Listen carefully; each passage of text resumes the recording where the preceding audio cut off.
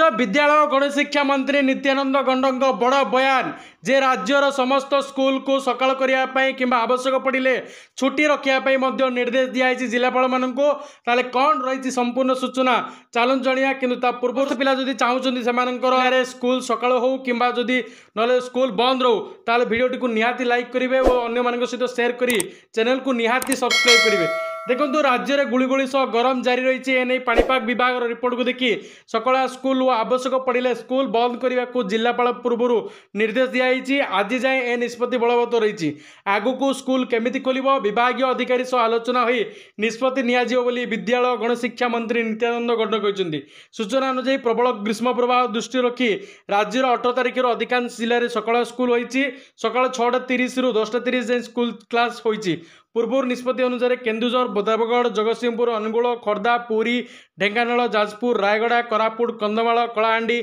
आदि जिले में सकाल स्कूल होता 15 जिले में सकाल स्कूल होता बेले 11 जिले में 20 जाए स्कूल छुट्टी घोषणा कराइला। तेणु